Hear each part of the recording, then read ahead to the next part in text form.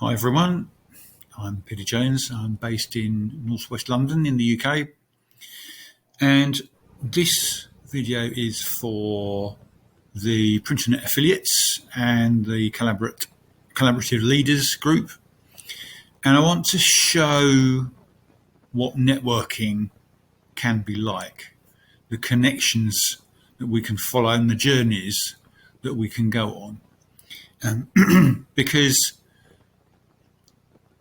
we can all go so far locally, physically, but as soon as we get onto the web, we can go to so many different places.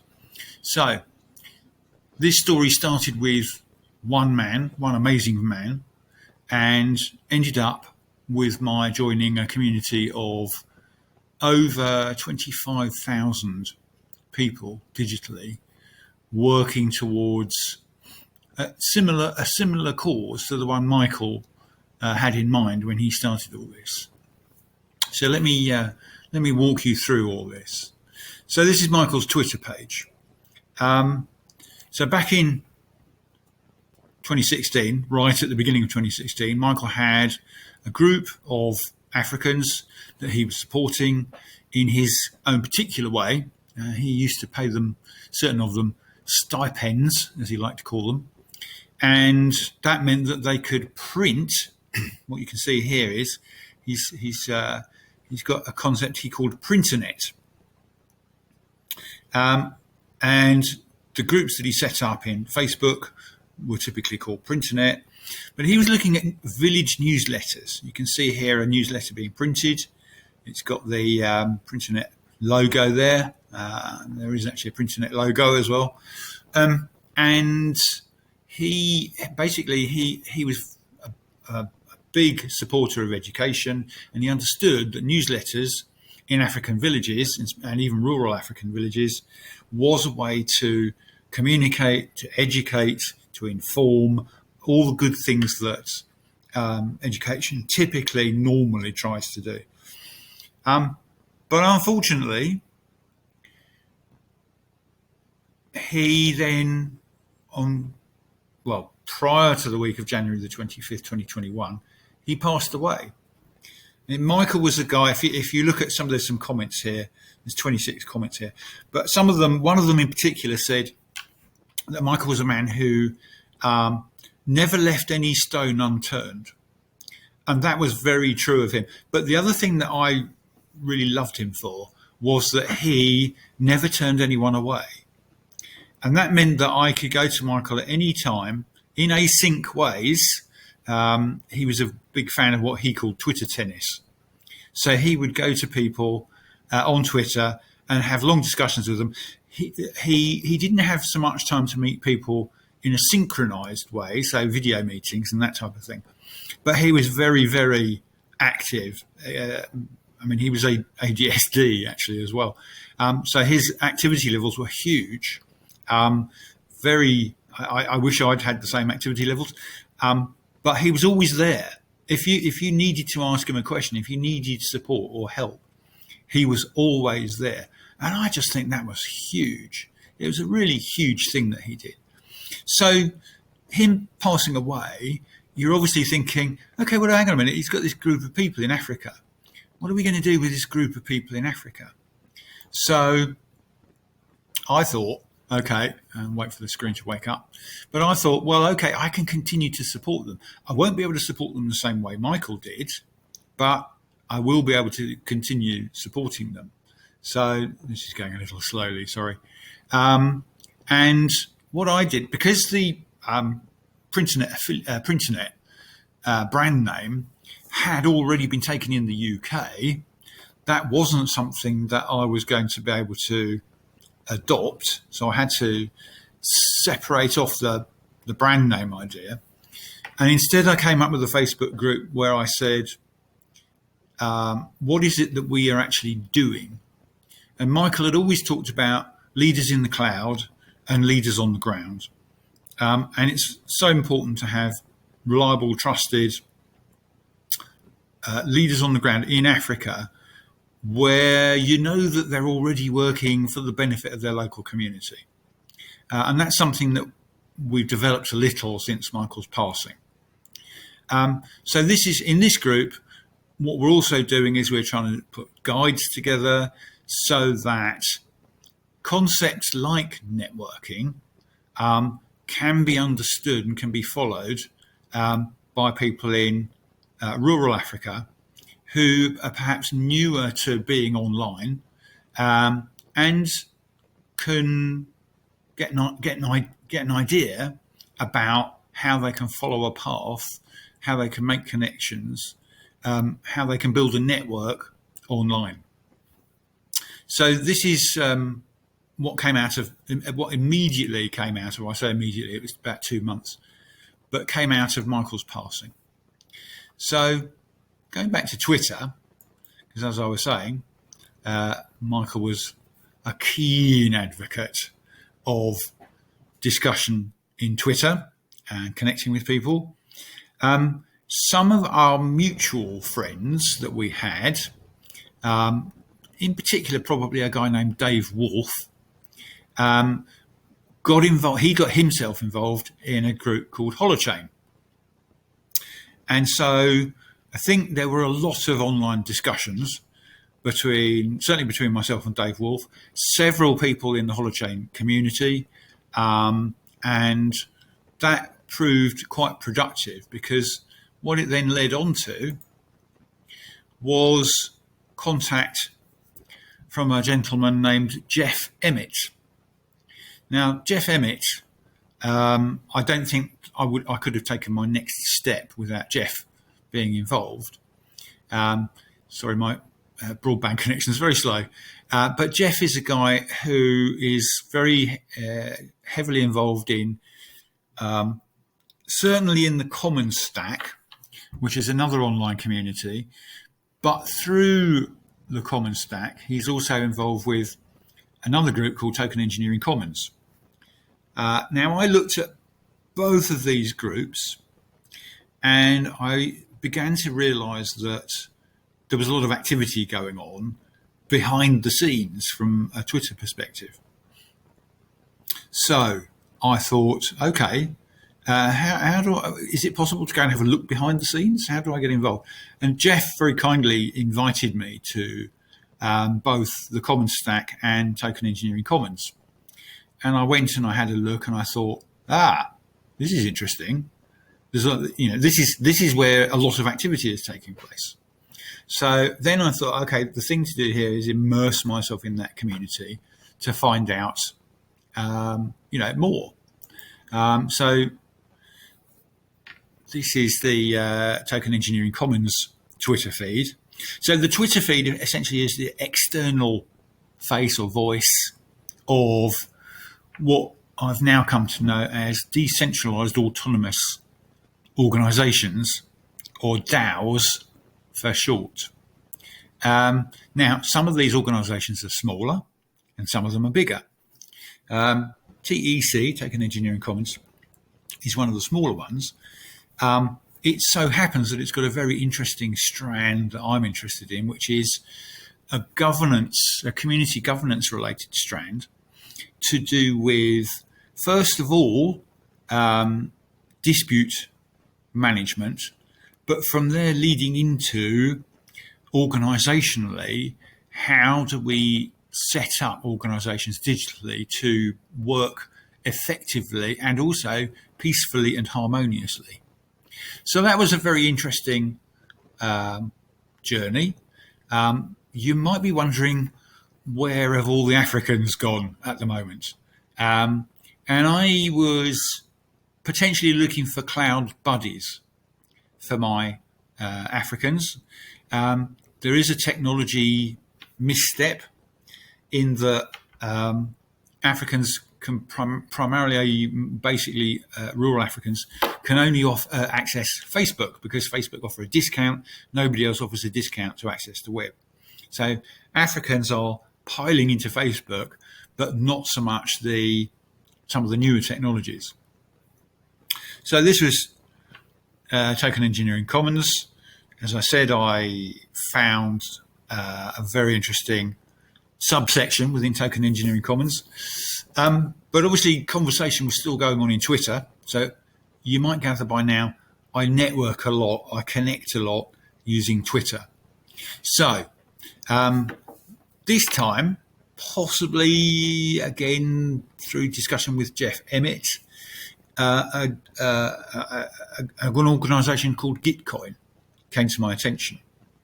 And Gitcoin have small scale funding rounds. And what you'll see here is that they've got in their explanation, Gitcoin is a place where Web3 projects are born. They can be validated, they can be funded.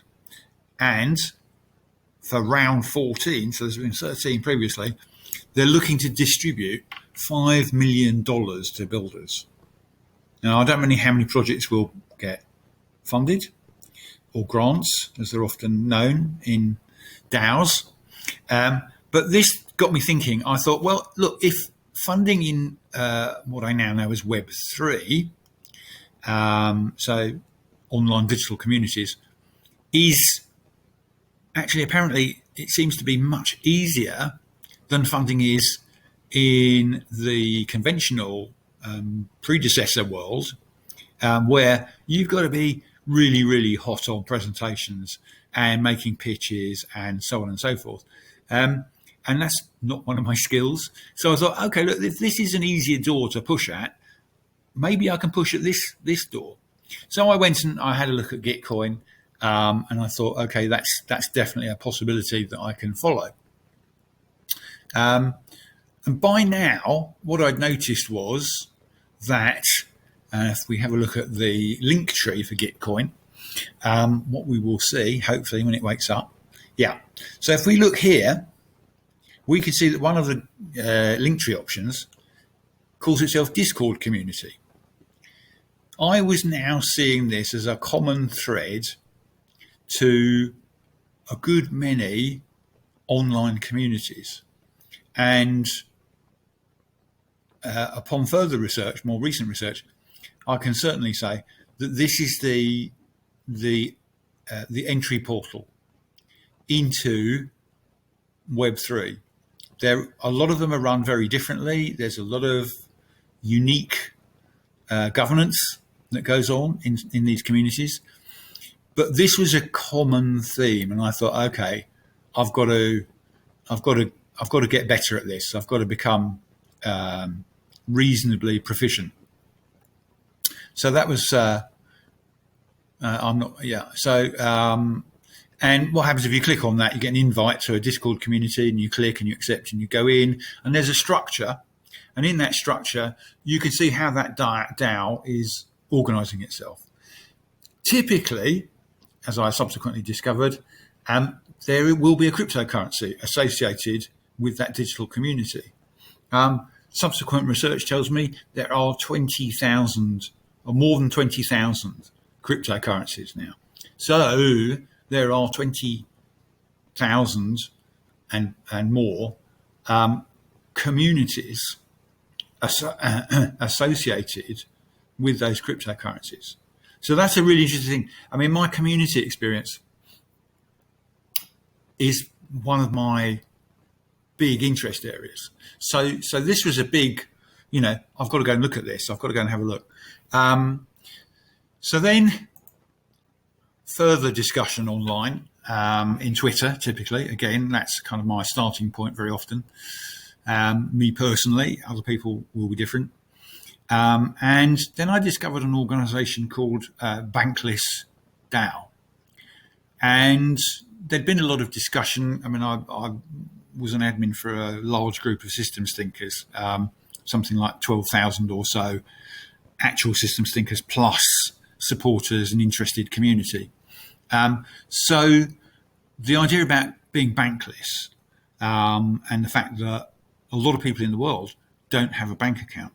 How do they survive in the world without a bank account? So Bankless have got their own token, not surprisingly called Bank, and they are very signed up to trying to get 1 billion people signed up to the world of crypto. That's quite a big ask. for lots of reasons. And obviously, with the groups that I'm involved with, the power supply locally is quite poor in Africa, in rural Africa. The power supply is quite poor. The web access is quite poor. So there are things that we need to do for people in rural Africa to even give them the chance to connect to this crypto movement. And of course, me being me, I'm thinking, well, maybe I can help with that. Maybe I can connect people in rural Africa to the crypto world. What could we do? Is there a possibility that we can do that? So that was the initial thought going into Bankless. I got a little bit lost in the weeds to start off with because the learning paths inside DAOs are still very much early stage. It becomes clearer and clearer to me that DAOs need to have a number of learning paths and signposting. They need to have signposting for contributor journeys. So somebody comes into a DAO and wants to find their way around and where to go and how to find things. So that's one path. Second path is an idea path. People come in and they've got an idea. How do they find out whether that idea has synergy with what the DAO is trying to do? And there's a pathway for that. Third pathway is governance. Very often I think Discord is, you could say, a little bit like a noisy marketplace. Lots going on, lots of chatter, lots of noise. And where you want to go, in some senses, is to find the governance of a particular DAO, because not just because decisions are made there, but you can look at the history, the sentiment that a DAO has about the things that it wants to support and the things that it doesn't want to support. So actually, that's another pathway I think that is needed, for DAOs. So back to Bankless here for a moment. They have a guild called DAOlationships, and this guild basically looks at how does Bankless relate to other DAOs, and in fact, more broadly, it can also look at how does Bankless relate to Web 2. So there's a lot to explore in that. And as someone who's a networker and a connector, I thought, look, this is important. This is something we need to do. And as I said, initially, having got lost in the weeds rather, I actually came out for a while because I thought, I don't think I can do anything here because I was so stuck in the weeds. And then luckily I found a guy called Bo Brustkern, and started talking to him, and I thought, okay, he's a very smart guy. He knows what he's doing. So I was able to come back to DAOlationships and begin again to make a contribution. And I think the thing that staggered me actually about Bankless and DAOs in general, Bankless in particular have got what they call a layer 2 currency, which operates inside the Discord. And I just got awarded this layer 2 bank for trying to help set up DAOlationships. And I thought, wow, that's amazing. I don't know anything about crypto, but someone's awarded me some bank. So I thought, okay. And I realized that earning crypto is a critical activity. And kind of from that point on, I thought, okay, can I bring earning crypto to people in rural Africa? So that was kind of a slight pivot. But, I thought, we can do this. This is doable. Michael Josefovich, going back to Michael, we talked about doable and worth doing. Worth doing is wouldn't world peace be a good idea? I've actually got somebody in Cameroon who wants to go in that direction as well on Facebook. And the worth and the doable part is sometimes the hard part is how do I take that next step? What's the thing that I can do today that will move ideally myself and a community that I'm in closer to the thing that's worth doing? And that was Michael. He had lots of these sayings. A wonderful, wonderful man. I miss him dearly. So here was Dow Relationships, and I could see the connectivity and the networking that was going to be needed. So I'm still not quite sure about how to bring in some of the Africans that I'm working with in Facebook into Bankless. So the next wonderful thing to happen was that I discovered a part of Bankless called Bankless Africa. And they are still quite new. They're still growing. They're getting their web presence organised and active. And, you know, that's a good place for me to discuss the projects that I'm trying to run in Africa through Facebook. Now, this is a very early stage journey. I've literally just started this journey. But here, you know, we have an opportunity to talk to people who are fully vested in making this kind of journey. And, you know, I feel I'm among friends. And it's the beginning of the next step of the journey. But this is all about networking. At no point on this journey have I said, I need to have some money for this. Now, I'm lucky that I can do that. But the money component is catered for in Web3. It is possible to earn crypto. So for me, that's a massive tick in the box.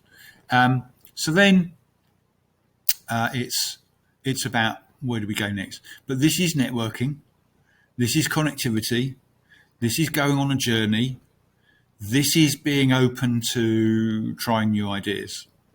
So I wanted to make this actually for the community in Facebook, the African connections I've got there, but it works just as well for Bankless Africa. So that said, thank you very much, and hopefully talk to you soon. Thanks. Bye.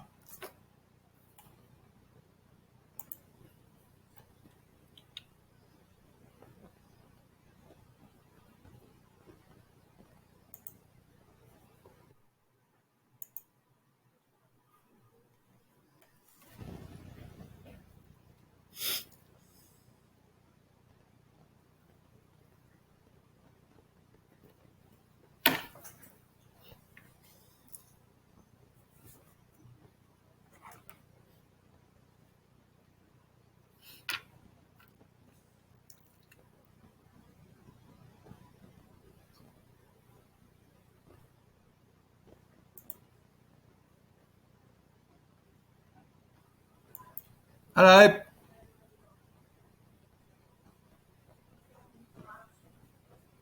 Oh, did you say Tash? Yeah. Okay. You going out for lunch? Not much. Just going to go to pick up the kids and pick up my chain and organise our coffee whilst we're there. Good plan. Can I just ask, please, are you thinking about having lunch? Because I wasn't very good about that yesterday. I will do, but I will have it when I come back. Right. Would you let me know what you might like? Maybe Yeah. something along those lines.